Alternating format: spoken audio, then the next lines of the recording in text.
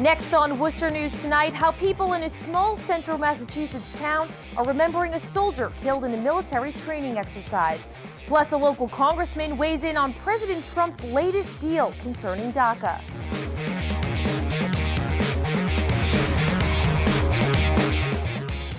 Good evening, everyone, and thanks for joining us. I'm Anna Botari. One person is dead in Charlton after a car and bicyclist collide. There's not much information at this time, but what we can tell you is, according to Massachusetts State Police, the victim is an adult male. The crash happened around 3:30 Friday at the intersection of Route 20 and Route 169. No word yet on who the victim is or if the driver will face any charges. The small town of Dunstable is mourning the loss of a local soldier.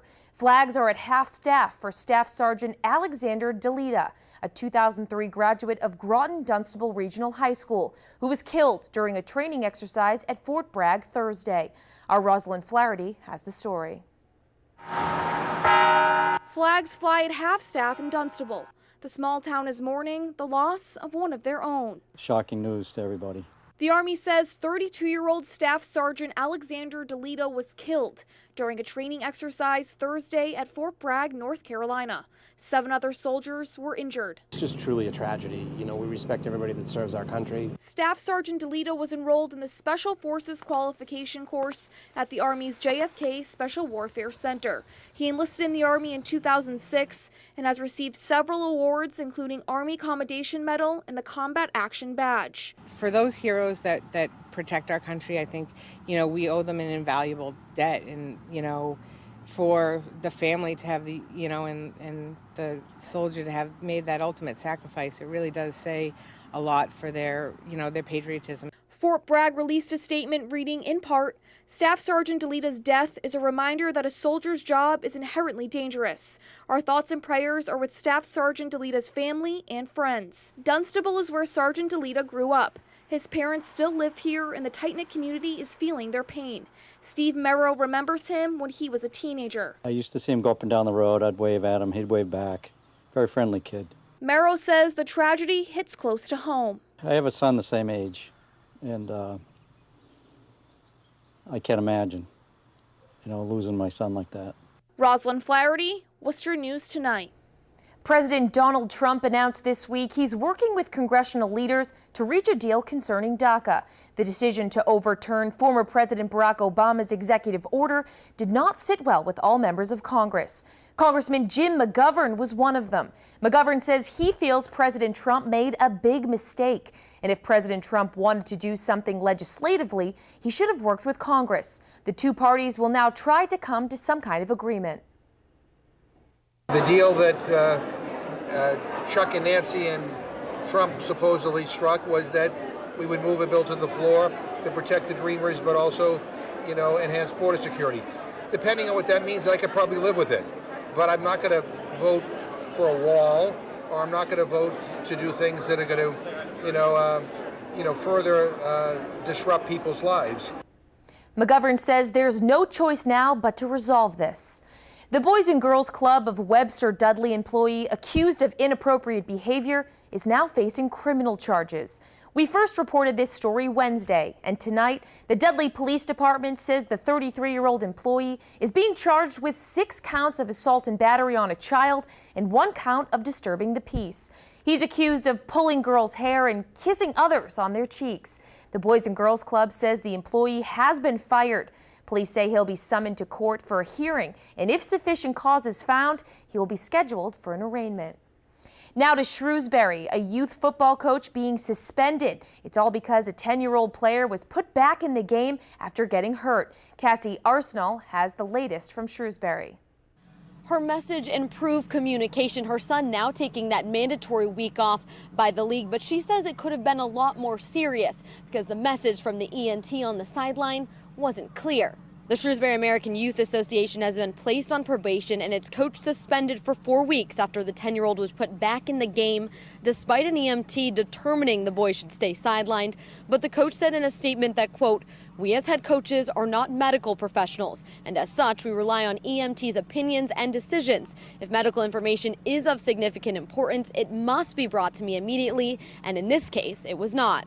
The Youth Association president declined to give us a statement or tell us what EMTs they contracted with for this game.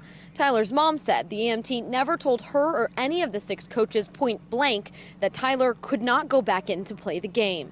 If he had a concussion and I wasn't told that my son could not go in, if the coach wasn't aware of that, what if he went back in and, I don't know, fainted or something worse happened?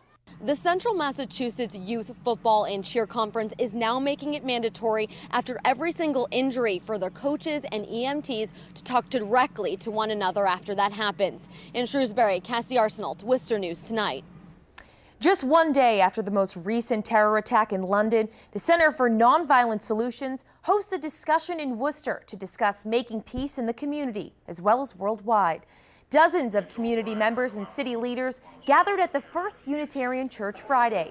Claire Schaefer-Duffy from the center says their focus is on peace education, adding it's important to know peacemaking has many parts.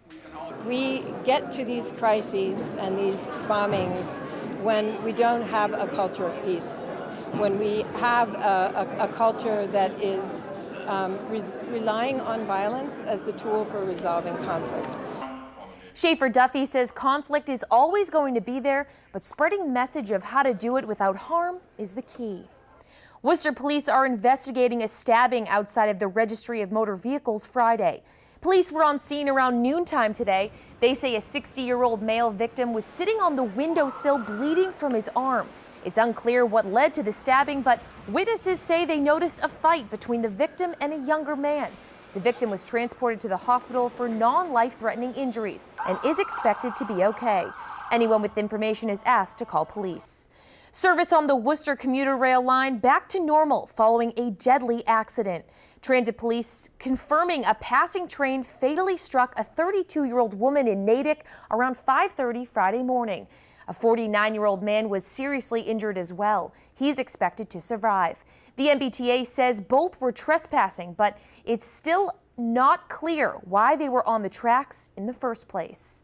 Central Massachusetts colleges are working to make tuition more affordable for students. New incentives are cutting costs almost in half, hoping to bring in more students from across the country. Our Catherine Andrioli has the story. People have taken out loans and are already in debt. They're not even done with school. A college degree can come with a large price tag, and area colleges are taking action to make sure school is more affordable. It was really difficult for my family to accept the fact that I was, driving up myself in loans, but at the end of the day, you really have to see yourself as an investment. This week, Worcester State University approved a new incentive, which in some cases can cut an out-of-state student's general fees in half. To experience the opportunities in Worcester and to benefit from a Worcester education. The move would help students like Florida resident Amber Suarez. The fee is $7,050. You can get up to half. Anything counts. Nichols College has implemented an initiative to accept transfer courses from partnering schools. The goal is to reduce a student's tuition costs for a 4-year degree. These students have already gone through a few years of community college, and we can tell them, here, with cost certainty, here's how much you're going to pay. Nichols' Vice President of Academic Affairs says the incentive allows students to see tuition costs up front, and it's proven to be a success. The college's enrollment is hitting an all-time high. But we have to respond to the market. We're very sensitive to what families are willing to pay. With graduation on the horizon, some say they're happy to see universities making investments in their students. It's about Worcester State showing that we want you at our school, we want your diversification, and you don't know the opportunities that are waiting for you, and it's just a really awesome benefit for those students. In Worcester, Catherine Andrioli, Worcester News Tonight. As part of National Preparedness Month, the City of Worcester, St. Vincent Hospital, and police are training for a hazmat emergency. It doesn't happen often, but it's something first responders say they need to be prepared for. As our Chandler Walsh explains, a decontamination drill at St. Vincent Friday gave them a chance to practice. Worcester police officers and their canine getting hosed off outside of St. Vincent Hospital.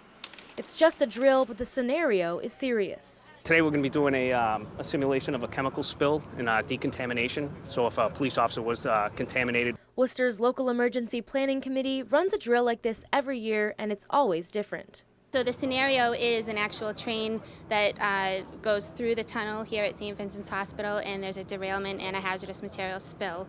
There were law enforcement officers that responded to the scene and are now contaminated. We have a lot of railroad cars that come through carrying different chemicals and stuff, and it's not like nothing like this has ever happened. It has happened someplace, and we're just hoping that it doesn't happen here, and if it does, we're prepared for it.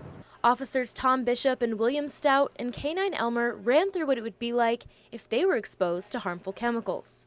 Hospital staff dressed in hazmat suits roll them through a decontamination tent.